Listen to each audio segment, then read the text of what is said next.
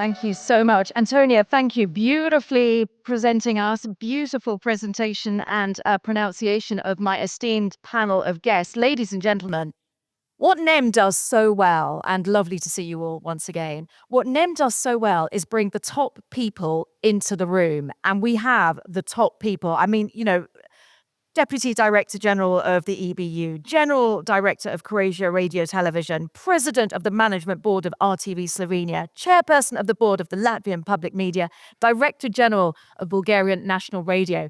These people make the decisions that impact what your audiences also watch, because we share an audience, of course. But I first of all just want to ask, because look, we're talking about public service media, and Jean-Philippe, to you first of all, as the kind of umbrella group overseeing all of us, why is this relevant? Why is public service media relevant to these guys who predominantly deal with commercial outlets, commercial programming? We're the competition. Why are we even on this stage? I'm not sure whether we're the competition, but let me say, just look at the US. If you want a democracy to function properly, you need local public service media, and by extension, a good ecosystem between public and private. I think it's important that audiences have access to independent news, trusted news, quality news, which is the core business of public service media. Because if you want your citizens to be informed and to take informed decisions, that's where you need that local, entity which is providing this news. And when I'm referring to the US, you don't have you barely have public service media in the US. You have a media ecosystem which is polarized in between left and right, And in Europe, we have that unique, concept of public service media, which is ensuring you get the news, but by extension, content which is reflecting your local identity. And public service media is my bread and butter. But I also had when I worked at the VRT, which was the Flemish public broadcaster, for me it was important to have an ecosystem where in between public and private, there is, competition and there is investment, which gives that local audience even better access to good content. And I'm more convinced than ever that we need to keep that, to safeguard that ecosystem and public service media. And yet people are increasingly disengaged and people are increasingly looking for their information elsewhere. Robert, we're hosted in beautiful Dubrovnik. Thank you for the stunning weather. It's was raining when I left London, so I appreciate the sunshine. Thank you. What the challenges that we have, and I'm from BBC News, so we're all public service media in it together. The challenge that you, when it comes to Croatian Radiotelevision, have is people are disengaging. How do you bring them back? Well, I would say with all this competition around these days, I must say I'm proud that HRT is still performing well. We still keep above 30% of the market share. We reach over 70% of audience, total audience. Okay? So, people are getting disengaged because there is a overflood of the information and content, and things are getting more complex day by day. But I'm happy because HRT is still the biggest, not only media, but also cultural institution in Croatia. And apart from news and current affairs, we do lots of cultural content, drama, kid, and we do the kids content.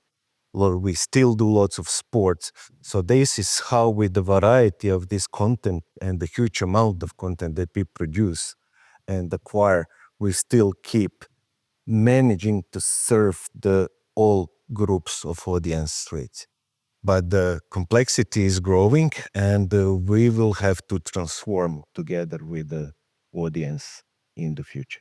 I think complexity growing is quite the understatement, but it's a really interesting insight into how you're working. Natalija, when we were speaking outside, you gave us just a fascinating insight into how RTV Slovenia were thinking about dealing with the complexities that Robert was talking about. And why complexities? We're talking about increasingly polarized audiences, increasingly more leaning to one side and to the other side, whereas arguably public service media is seen as being down the middle. You were thinking about it in quite an extreme way. You didn't go down that route, though. No, we had this horrible experience with the extreme right government.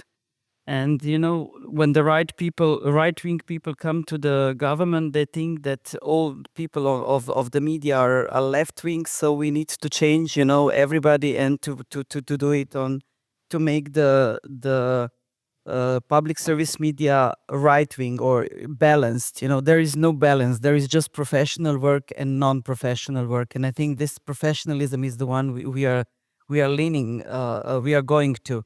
But basically what I want to say about, codependence of the commercial players, streamers and everybody, if the investments in the public service media in the country goes down, this brings the whole media market down because there is a correlation, codependence. So when we went down as a public service media, this also influenced on investments on the commercial media. And who made the profit? Global streamers. And besides that, also the state gave additional money to the global streamer who came and was shooting the series in our country. And they don't give us an extra money for that. So this is really, I also think that, that regarding the public service media and the legal framework, that the Europe doesn't do enough because, to get this law regarding the political involvement and everything was like a big challenge. But still, there is no legal framework for the financing of the public service media. What is the minimum of the public service which needs to be done? How do you look at the professional standards? And I think we have forgotten about professional standards, looking too much into the Trump and division of the political sides, and we are too much going towards the balancing instead of going towards professionalism, I think, in all the media scenery in all our countries. Interesting. It's quite a bleak portrait that you paint there. But let's look at one organization, Baiba, Latvian Public Media, that worked out is bringing together. You were head in charge when you brought your different newsrooms together, TV, radio, you brought them all together, because one of the challenges that Natalija was saying is you've got the tech guys, the tech bros, who are really coming for your audience. Talk us through how successfully you did that. Yeah, we are just at the beginning of the journey because Latvian television and Latvian radio were brought together just on the 2nd of January this year. So the totally new organization was made, and putting together technically doesn't mean they work together. So our task will be to do two huge transformations at once, like two expeditions, one in a desert, other in the ocean, almost like merging two organizations and truly transform organization to the digital first, or I would better put it audience first, because Latvian radio is celebrating 100 years this year. Latvian television had 70 years last year. So huge heritage, a lot of experience, a lot of professionals. But I guess the biggest question is, how do we really find a way to work together? And you mentioned the common newsroom. This is still to be discussed, because obviously both medias has their own strong newsrooms with their own strong traditions and leaders and stuff. And this, apart from, having competition to commercial players, what my colleagues mentioned, right? We have to think also about the competition within those groups inside, and it's not an easy question. And for the management, again, it's important truly to find the ways to cooperate, but not to deteriorate the value we give out. Really, this wide range of opinions and information. So the task really would be to find the best way to cooperate and the best way also to serve the content we produce to the audiences, because technology is there and it's available for everybody, but really create the right processes, create the ecosystem and invite our audience in, so they stay with us, so they spend time with us, they use and trust our content. That's in the heart of everything. Thank you. And interestingly, because when it comes to Bulgaria, Milen, you're Director General of Bulgarian National Radio. You're still keeping the two separate. Is that something that possibly will change as all of us go into a digital first future? Well, it's difficult to say because the discussion has been going on and off about whether it would be better to have one unified public broadcaster or two separate institutions. I guess both ways have their positives and negatives. What we like to point out as the main positive is having two separate media organizations that are publicly funded brings even more media pluralism to the country, makes it even more difficult for someone to try to influence media. So this is definitely a positive. We don't yet know what the way is going to be going forward, because we see that any media, regardless of where they started, are now producing all sorts of different content, because we need to address different audiences. The audiences are changing. The way that what they expect from us is changing, and so we need to change with that. Although we are a radio organizations, we now produce lots of video content for the internet and social media. We have lots of video podcasts which are seeing quite good viewership numbers, and the audience there is very much with a different demographic profile than the audience of the linear channels. So in this way, we are serving a larger part of our society. Thank you. And I got an awful lot of questions, but I would like to just, if you've got questions, do raise your hand and I'll catch your eye and ask you to ask them. But just Milen there spoke about influence, and Jean-Philippe, again, as the body that oversees these different public service media, these countries have got governments that are pretty sympathetic to democracy. That, okay, we had a bit of an issue with your government at one point, Natalija, but they're sympathetic, they're pro-democracy, they're pro-rule of law. When those governments aren't, they increasingly exert pressure on the public service media. And, I've seen it, I'm from Polish origin, I've seen it very much in Poland happening. What's the EBU doing about that? Well, I think the role of the EBU is to try and safeguard independence, to try and safeguard public service media. We have 115 members across 55 countries. And it's true that in some of these countries, democracies, change and are under pressure. So the role of the EBU is very often in the back office. We go and talk to these governments and ask them for a framework which provides, independent reporting, to give them sufficient funding as well. But I must admit that it's not always the case. But as the EBU, we, rather than excluding a member and saying this is the end of public service media in that country, which will be the end because it's difficult to reestablish, it's much better to put pressure on the organization and, to hope that if politics change, if after elections it changes again, it can be, reestablished. Thank you. Any questions from our fantastic audience? Not yet. Oh, yes, we have. Yes, sir. Hello. I would like to ask you how you resist of the trials of the governmental power to influence the program, because the governments are changing with different political view, and you should. I think you must resist. How you do that? Thank you. Thank you very much. Lord, let's start with Croatia. So yeah, we first of all, coming back to democracy, we consider ourselves being young democracy, which we take as a kind of excuses for some, elements. But generally, I'm afraid that all our democracies are at risk these days.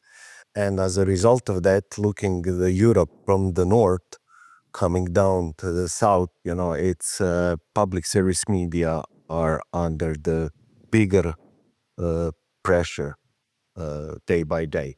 So coming back to this question, the only way we can fight back the political pressure is to be fully professional and to guide the professional journalism best we can.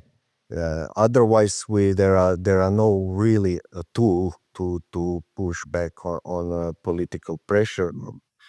Only the professionalism and the unbiased approach to the business when we talk about news. But there are also other pressures, like commercial pressures, like pressures from different interest groups. Being public service media, you have a tons of stakeholders who you have to serve, So that makes this leadership in this business, it's much more difficult than in commercial, I can say from my personal experience. So, and that is really interesting, because we are ultimately talking about leadership within public service media. Natalia, you were talking about a rather extreme, and when you told me that initially, I thought it was rather extreme, considering having a left-leaning and a right-leaning service within your organization. You chose not to do that, but I wonder, with the thought process as a leader, why didn't you do it? Well, I think this is the old idea. We know that RAI had this first channel, which was a Christian Democrat, second, which was a Social Democrat, and the third one, Communist. And our right-wing guys wanted to have like first channel right and the second channel left, or vice versa, whatever. I think that polarization in basically we are in a catch-22 in the society today. Immediately when we polarize, the media, we polarize the society, and this comes back to the media. So all the polarizations are really, really dangerous. That's why professionalism is so important. But basically, what I see also now, the journalists can't escape, what they think about, the world. And so we have some people who are like pro one part, pro another one, and you can see their affection. You can't escape that. But it's on the matter of the editorial part, to do the reset and to check, what's good or right. And I think in this like modernization of the media, the editorial, the importance of editorial leader is somehow neglected. We don't produce enough of a good editors. You can really, it's really difficult to find a good editor. And I think it's all over Europe like this, that we lack good editors, and we don't even cultivate, the editorial attitude towards the content. This is very interesting. And besides that, we have constant, right now, I think in Europe, we have constant pressures on public service media to cut the costs, because basically we are expensive. Why? Because we need to produce a lot of programs which basically serves to the public, but they are not, nobody sees them. Like all the accessibility stuff, which is produced by public service media, is something which is kind of expensive, and it needs to be there, but nobody sees it. All the culture is quite expensive, and there are not, you have like 2 or 3% of people who really watches it and follows it and so on. Of course, it's also our fault because we don't change quite quickly, and also talking about this silos, this radio and TV, from the point of view of the user, of somebody who pays, everybody wants to get the best service for what they pay. And if you have two silos having two costs of management and everything, this is too expensive for the user. So the only way is to integrate and to do things cheaper and better. It's difficult, but we need to look to our user as a commercial media. So there we need to get the commercial. We need to be like a commercial manager of commercial TV at or RTV in basically at our position, and this is very, very difficult because we are restrained by the legal framework, because we are not obliged to do this and this, or we are forbidden to do this or that. On the other hand, we had, for example, I have to deal with 3 unions with the council of workers, with my council, and with the financial board, and with everybody who wants to say something, I need to listen to them and to go and think about that. So it's really difficult on one hand, but on the other hand, it's a very responsible position we have. And if we accept that we do the polarization, we are dead. Long term, I think we are all, we will be living in divided world, and we start fighting, and then after 3 years of like fight, we will come to the decision that we need to sit and talk and go back and negotiate again. So why not to do this before, and why not to be professional and not polarize the country and the audience in order to keep the everything more quiet and more democratic. So not to rise to it, but arguably, Baiba and Natalija, I feel you can sense your pain, and I think there are quite a few public sector service media bosses that are, don't necessarily find it challenging working with unions, but it's important to have them because, of course, they then protect the workers' rights.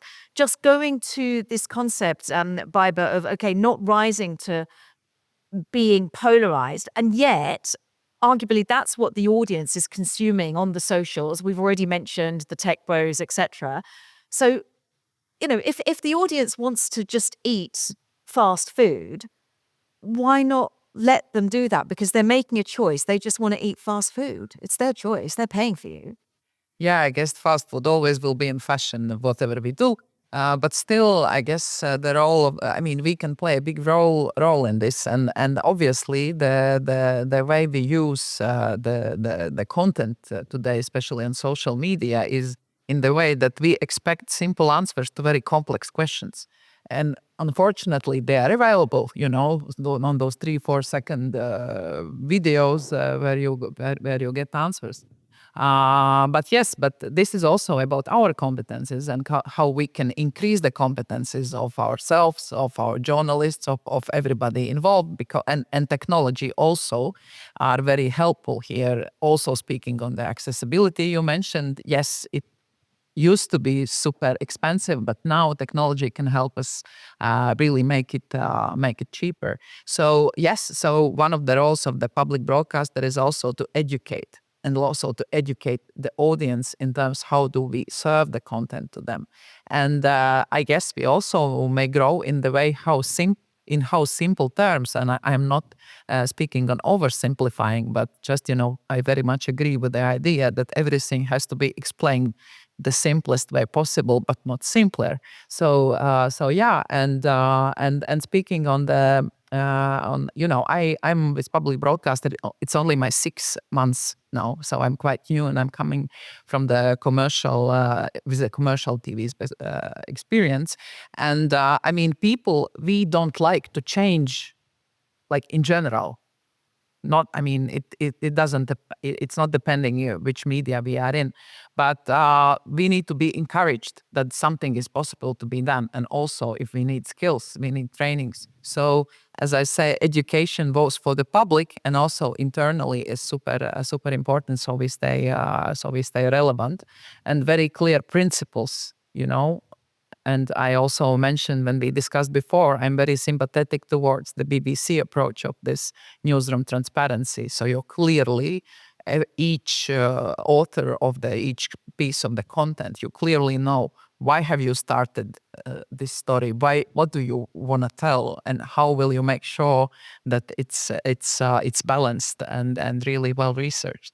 Thank you. And yeah, the BBC, just to explain the background to that, we've got this process where we just a terrible analogy, but to show how a sausage is made. So showing you why we're doing it, explaining why we're particularly focusing on one story, what the news gathering is behind that. So we take the audience not just on the telling of the story itself, but also the thought process within the editorial meetings, within the newsroom, of why we're doing it and how we're doing it. So thank you. Just interestingly, just one more question to you, Baiba, if I can. I didn't realize that you're so fresh to public service media. Any frustrations that you see coming from a commercial background? You must have quite a few. in a way, when you come to public broadcaster, you see so many low-hanging fruits in terms of processes you can change or something you can improve. At the same time, there are resistance towards change. And I'm not trying to blame the people, because I mean, there are loads of talented people. They just, used to the situation that everything happens very slowly. And the other question is the process of public procurement. It really slows things down.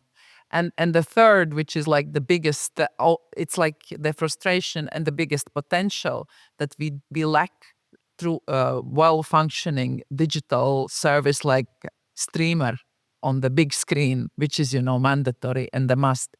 And if we fix it, we're gonna skyrocket with in terms of access to our content. Because and it goes for all the public broadcasters. We have loads of quality content. The main thing is really how do we serve it? How do we find the right way so people can discover it? They get the right recommendations. The search is working properly. So it seems like hygiene, but it's not there, and we have to fix it and quickly. Is that, thank you, and is that something that Bulgaria also is looking at? You've got all this great content, and specifically focusing on you, because I just do find it quite, you've explained why you keep the TV, the radio quite separate, but ultimately, as to Baiba's point, people are looking for one platform to get all their content. How are you moving with the times, moving with the audience in order to deliver your incredible different programs and content to make it easy to access? That's probably one of the biggest challenges, because in public service media, most of us are organizations with a very long and rich history, and we take pride in that, and it helps us a lot because it brings brand recognition. For a lot of time, we were the only broadcasters in our countries. Now the situation is very, very different, and we need to change. And with all of this tradition and with all of this history comes a reluctance to change. The culture of change is not really embedded into organizations like public service media, and we need to find different ways to circumvent that. Like, for example, in BNR, we are basically setting up brand new teams when we want to do something new and different, because we cannot abandon our traditional audience. But when we need to produce something like, for example, start a video podcast, our journalists are not used to that, and not many of them want to embark on something new. So what we did is a few years ago, we set up a separate structure called digital programs. So basically we said that non-linear services are no longer playing second fiddle to linear, but are at the same level, just like one more program that we have. And we brought people from the outside, and this team has been developing very, very quickly. So without in any way compromising our traditional service.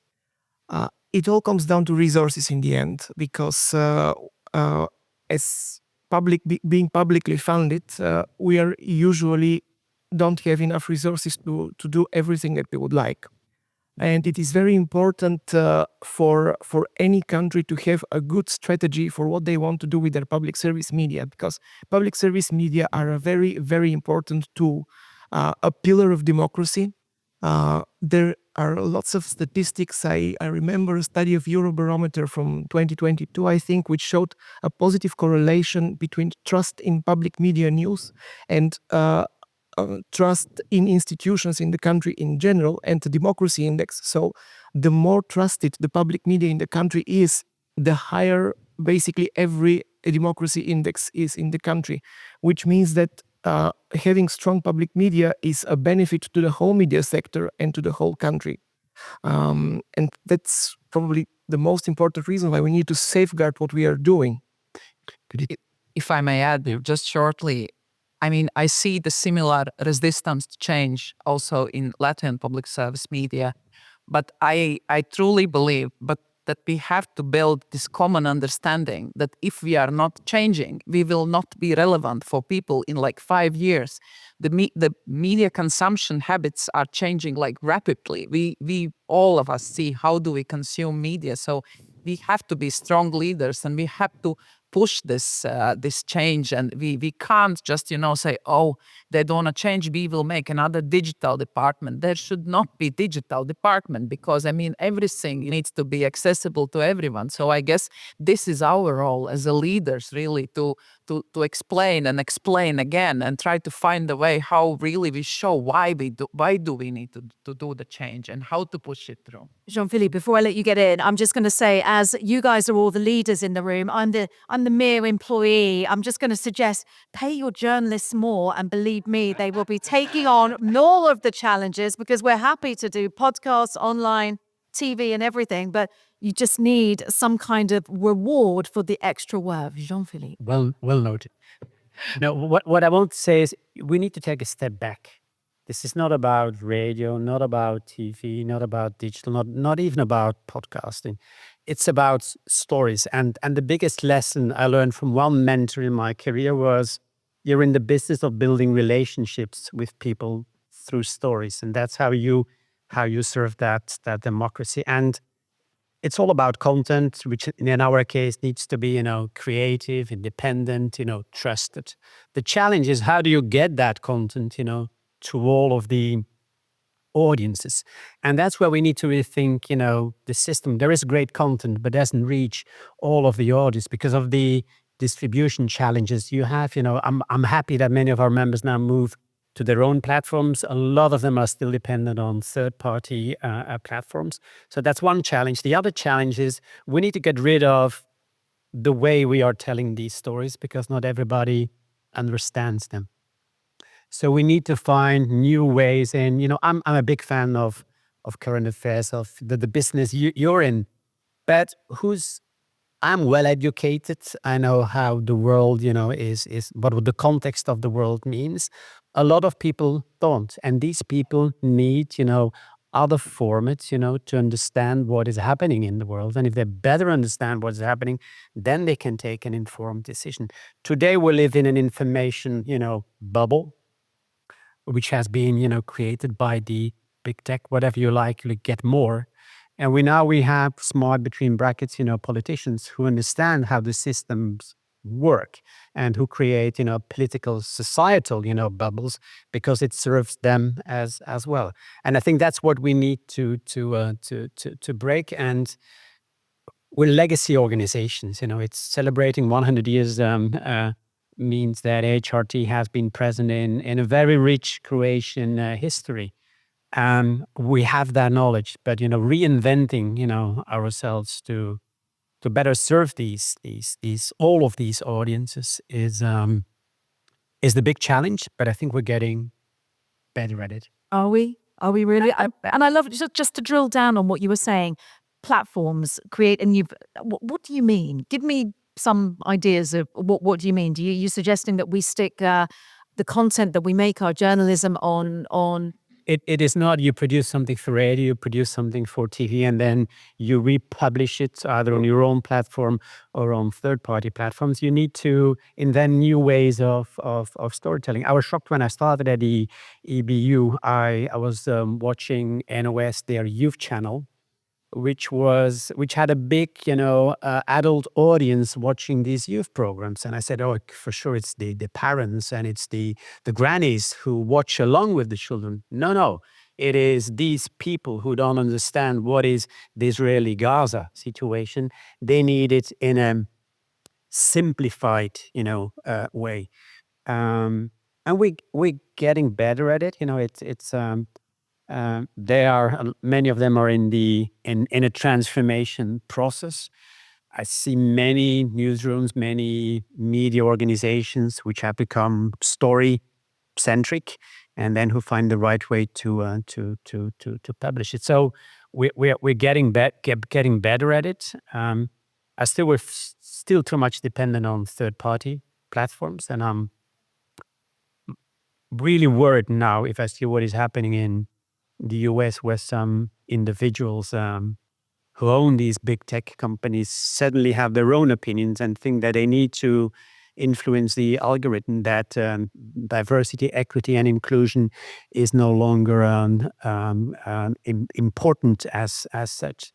that's worrying. And luckily, we're not yet there in Europe. So investing more in local public service media or commercial content should be a priority for every government. So why aren't they getting it then? Tell me. Well, you're the head of the EDU. Tell me, that's my day-to-day business in trying to convince them. And we are still reasonably, funded, but there is pressure, and they have gold in their hands with, European media, European creativity, European, stories, which connect well with their audiences, with their electorate as well. Why not cherish that more? I just before I come to you, I just from you guys, a show of hands. Should public service media, is it hands up if you think it is working well? 5. There are about 50 people. Okay, 8. Well, there you go. Milen, follow that. Yeah. Well, listening to Jean-Philippe speak about how we need to reinvent ourselves, really, this is a big question to all of us. As public service media, we have to serve our whole societies, but we need to realize that no single service is working for everyone. So we need to broaden our portfolio and to find a way to do the extra, to walk the extra mile towards our audience, and to find a way to connect with each group of the audience. And this requires lots of effort, also requires lots of resources. Requires lots of training for our people, and we need to keep changing, of course. But now the requirements are to change at an even faster pace if we don't want to be left behind. But it also costs money. Okay, another question to this audience: would you pay more for your public service media to make it work better? Yes or no? Okay. I may need to give some numbers. On average in the EBU, they pay €50 per household. Per year, sir? Per year, which is the average. So if you compare it with a Netflix subscription, that's only 4 months of payment. I think in Croatia, the average is €10. So the investment today is from the government is really, really low. And with that limited amount of money they have, I think they do an excellent job. But I think even from this audience, and okay, these guys know what these are trained within the industry. They know their audiences, they know the content, and yet still you've got a quarter, a fifth of the people would willingly pay more to improve public service media. So, but not, that speaks volumes. People aren't willing to do it. So to your point, to my point, pay your journalists more, they'll do you more content. But you haven't got the resources. And then what happens? Okay, Croatia, like with the funding model that you have, the government could turn the tap off immediately, couldn't they? Not really, because we have a really independent regulation, that take care of it. So, but the issue is, particularly in Croatia, that our license fee, which is our main source of funding, same like BBC, has been frozen for 15 years. So since 2010, we still run with the cumulative inflation. Our costs rocket through the sky, and currently we have a funding issue. And it's reasonable, and it's all across Europe, this question about relevance. Do we need public service media while I have my Netflix or YouTube, where everything is free of charge? That's reasonable questions. But my personal belief is that it was probably never more important to have a strong public service media with the world we are living in, with all these misinformations and information and overflood of the content, which will be AI generated very soon for some purpose, who knows where and why. That's why it's strong to have a trustful source of information that will take care of a national identity, language, and all this, what's important. But we have the entire world is changing, the media landscape is changing, technology is changing very fast, and we are proud on our 100 years history. which is great heritage, but it's a burden also. And because it was not so long ago when the editors-in-chief were actually delegating the public opinion. It's not the case anymore these days, and we are not the one who are breaking the news first, because news are breaking on X or whatever, directly from, somebody who wants to publish the news or do something. So our task changed. It's not that we should break the news, we should explain the world to our audience.